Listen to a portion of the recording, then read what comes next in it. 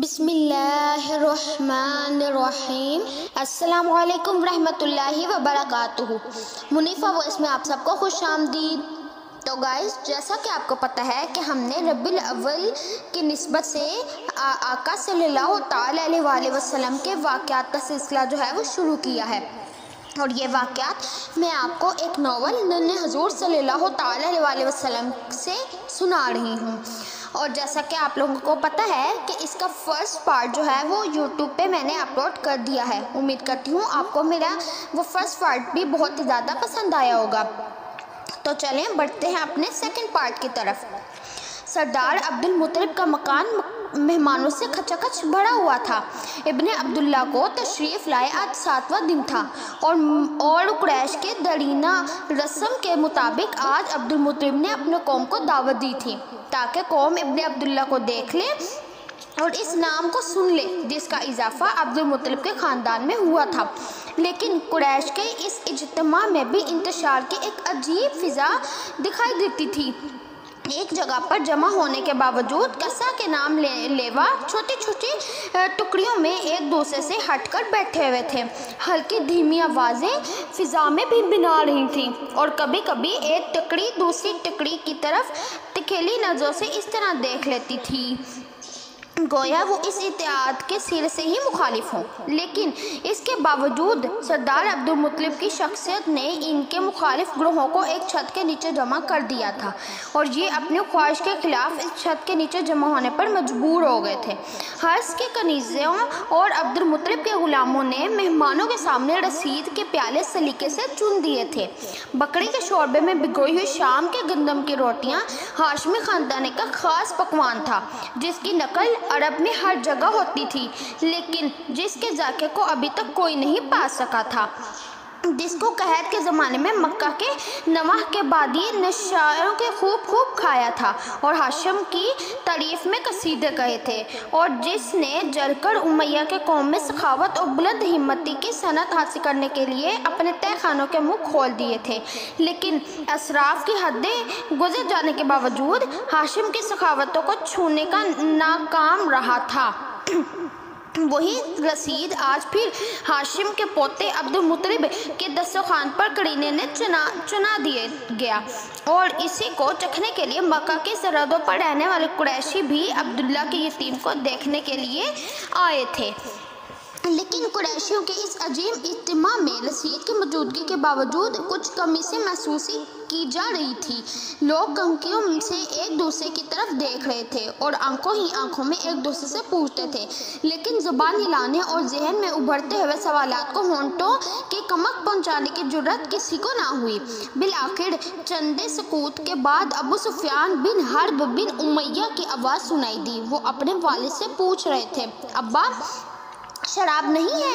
ابو سفیان کے لڑک پن نے وہ بات کہہ دی جو جوان اور بوڑھے عبد المطلب کے ادب کی وجہ سے نہیں پوچھ سکتے تھے، اور اس چھوٹے لڑکے کی بات نے گویا پوری قوم کی ترجمانی کی، اور حرب بن امیہ نے خاصے رعب دار انداز میں عبد المطلب کے ایک غلام سے مخاطب کر کہا، شراب لاؤ۔ غلام خاموش ہو گیا۔ شراب کی کمی واقعی سبھی محسوس کر رہے تھے۔ سردار قریش ایک نے جرأت کی اور سردار عبد المطلب کو ایک طرف کھڑے مہمان نوازی کا حق ادا کر رہے تھے پلٹ پڑے۔ انہوں نے خاموش نگاہوں سے اپنی قوم کی طرف دیکھا اور پھر چندی توقف کے بعد کہا، آج کے دن شراب نہیں پی جائے گی۔ کیوں؟ ہاشمیوں نے ابن عبداللہ کی خوشی میں شراب اپنے اوپر حرام کر لی۔ نہیں حرب، سردار عبد المطلب کی آواز گونج بن کر فضا پر چھا گئی۔ ہاشمیوں کے رسید کی داد اسی وقت دی جا سکتی ہے جب قوم حالت سکر میں نہ ہو، لیکن عمومی رسید کی لذتوں کو ہمیشہ سکر کی حاجت رہی ہے۔ سردار قریش کسی نے دور سے کہا اور پیالے میں انگلیاں دبو دی۔ حرب کا چہرہ سرخ ہو گیا۔ ابو سفیان کا لڑک پن جوانی کے باغبن کی نقل کرنے کے لیے نیچے کی طرف لپک پڑا، لیکن حرب نے فوراً کہا، رسید تمہارے انتظار میں ہے بیٹا۔ ہاشمی رسید کی داد نہ دینا بخل ہوگا۔ ابو سفیان نے کریتی ہوئی سی سوالیہ نگاہوں سے اپنے باپ کی طرف دیکھا اور چہرے کا جائزہ لینے کی کوشش کی۔ وہ اپنے باپ کے دل کی بات سمجھ لینا چاہتا تھا، لیکن حرب کی تیز چھوٹی چھوٹی سیاہ آنکھیں گندے کی طرح اپنے بیٹے کی آنکھوں سے ٹکرائیں۔ انہیں اور ان کے واقع شفقت نے بھرپور لہجے میں کہا، وقت کی پہچان سب سے پہلی چیز ہوتی ہے بیٹا، تلوار اگر وقت سے پہلے نکل آئے تو بہادر کی علامت نہیں ہوتی۔ ابو سفیان نے عجب طرح کا منہ بنایا، عزت تو چشم پر چوٹ کرنے والے کی طرح گھور کر دیکھا اور رسید کھانے میں مشغول ہو گیا۔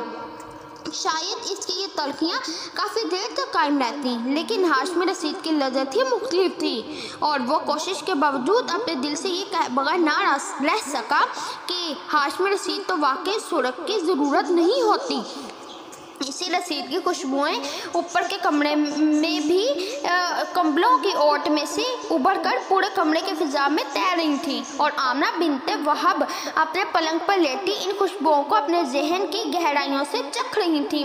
مٹی کا پیالہ ان کے سرہانے کے پاس رکھا ہوا تھا، اور بھاپ کی ہلکی پتلی لکیر بل کھاتی دھندلائی ہوئی ساکن فضا میں جیسے لڑکے جا رہی تھی۔ برقع نے بڑا زور مارا تھا اور اپنی پوری ضد کر دی تھی کہ مالکن حضور 7 دن سے کھجور، ستو اور روغن زیتون سے اکتا گئی ہوں گی۔ ایک ہی طرح کا کھانا، وہ بھی میٹھا اور مرغن، یقیناً کام و ذہن کو پریشان کر دیتا ہے، اس لیے انہیں رسید کے مثالوں سے منہ کا مزہ بدل لینا چاہیے اور تھوڑا بہت چکھ لینا چاہیے۔ لیکن مالکن جو اس عجیب ضدی کنیز کی اکثر ضدیں مان جایا کرتی تھی، راضی نہ ہوئی۔ خوش آمد روٹھ جانے اور پھر من جانے کے انداز اور بچوں کی طرح بکھر جانے کا ہر بات جس سے برقع اکثر اپنی مالکن کو منا لیا کرتی تھی، آج ناکام ہو گئی تھی۔ مالکن حضور نے تعمیل حکم میں برقع کو رسید کا پیالہ سرہانے رکھ دینا پڑا تھا۔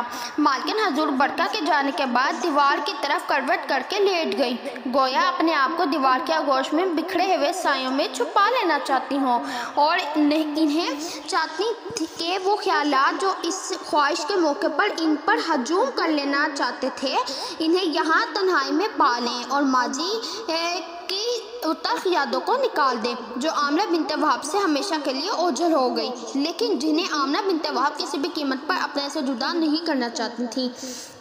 لیکن دیوار سے لپٹنے ہوئے گہرے سائے اس زمن میں کوئی مدد نہ کر سکتے تھے۔ ادھر برقع نے کمرے سے قدم باہر رکھا تھا کہ سارے خیالات ایک سیل بے پناہ کی صورت میں امڈ آئے، اور عبداللہ کی معزز و مکرم بیوہ بے حال ہو کر اس کی سطح پر تیرنے لگی۔ لیکن عجیب خیالات تھے یہ۔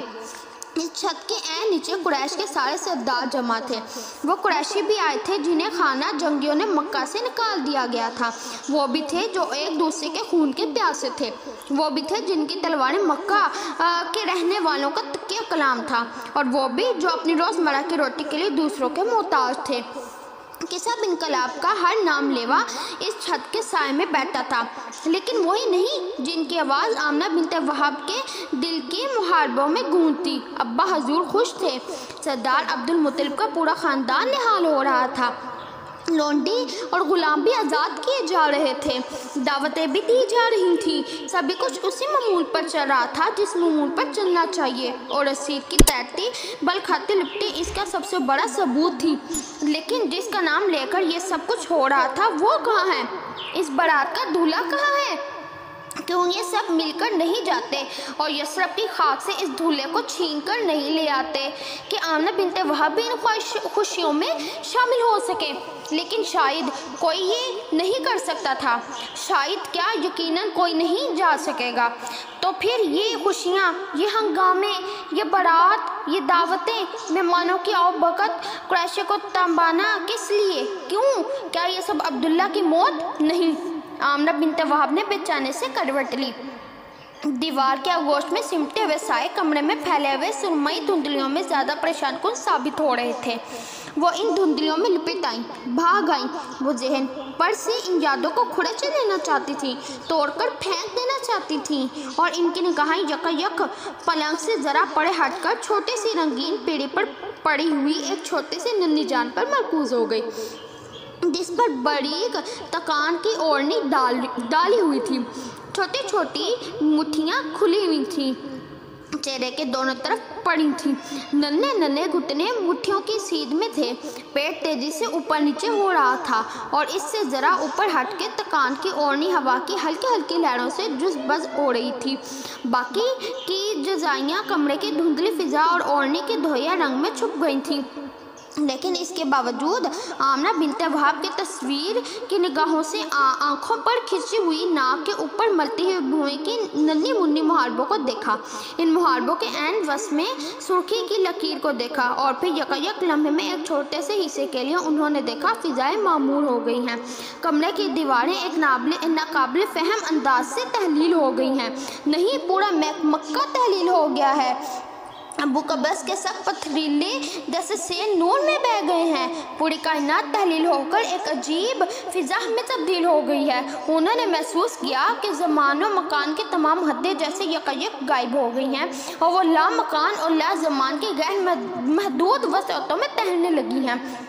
इन्हें हैरत थी कि महसूस और मालूम चीज़ों के इस फौरी ज़िया पर इन्हें किसी किस्म का हरास महसूस नहीं हुआ, बल्कि जैसे इनकी रूह से सारे गम, सारी तकलीफ़ें, सारे रंज मिट गए हों जो इन हदूद के पैदा करदा थे, और वो इन तमाम ज़मीनी एहताजों से बुलंद हो गई जो ज़मानो मकान की क़यादत का लाज़मी नतीजा थी। इनकी रूह हल्की महसूस होती थी, एक अजीब आफरीन अंदाज में, एक ऐसे तरीके से जिनका ज़हनी एहतिसाब गैर मुमकिन था, लेकिन जिसको कल्ब रूह गहराइयों के महसूस किए बगैर नहीं रह सकती थी। ला मकान और ला ज़मान के खिताई यबसत में जिसकी तश्कील गैर मादी नूर से हुई थी, आमना बिन्ते वहाब ने वो आवाज़ें सुनी जो इन देखे होंठों ने नूरानी फवारों की तरह उछलती हुई महसूस होती थी। इन्होंने महसूस किया कि कायनात का हर ज़रा इन्हें मुबारकबाद दे रहा है। महदूद के अजीम और नाकाबिल अदराक को वसात नगमात के सांचे में ढलकर इनके रूह के अथाह गहराइयों में डूबती चली जा रही हैं। वो नगमा इनको सुना रही हैं, एक महदूद समात के ज़रिए, एक नाकाबिल फहम सफाई के साथ, इबाहम के किसी भी ख़तरे के बगैर ये नगमा गूंज रहा था। ए वो मुबारक माह जिसने इस ज़ात कुदसी को जन्म दिया जिसकी तारीफ़ नहीं की जा सकती। ए अहमद की माँ मुबारक, ए अहमद की माँ, अहमद अहमद अहमद। ये नगमा गूंजता रहा। लह महदूद के अजीम और नाकाबिल अदराक के वसत नगमा और नूर से ढलकर आमना बिन्ते वहाब की रूह के अथाह गहराइयों में डूबती रही और आहिस्ता आहिस्ता इसी तरह जिस तरह ये कायनात अबुकास के पथरीली चारों तरफ कच्ची हुई दीवारें पिघलकर सेल नूस में बदल गई थी, इसी तरह आहिस्ता आहिस्ता ये सेल नूस फिर मुशक्कत होने लगा। ला मकान की अजीम पहियाँ फिर ज़मानो मकान के क़यादत में सिमटने लगी। आमना बिन्ते वहाब एक दफ़ा फिर अपने आप को अपने पलंग पर महसूस करने लगी, लेकिन तब और में भी बड़ा फ़र्क था। अब बिन्ते वहाब उजाले से अंधेरे और अंधेरे से उजाले में पनाह लेने के लिए मुस्तरब ना थी। इनके होंठ खुद ब खुद हिल रहे थे और उन्होंने यकायक चौंक कर महसूस किया कि वो अपने आप को अहमद की माँ कह रही हैं। अहमद इब्ने अब्दुल्ला का नाम अहमद, इनके लख्ते जिगर का नाम अहमद होगा। सुभान अल्लाह। तो गाइस, आज भी आपको मैंने इसका सेकंड पार्ट सुनाया। उम्मीद करती हूँ आपको मेरी ये वीडियो भी बहुत ही ज़्यादा पसंद आई होगी। अगर आपको मेरी ये वीडियो अच्छी लगी तो इसको लाइक, शेयर एंड सब्सक्राइब करना मत भूलिएगा।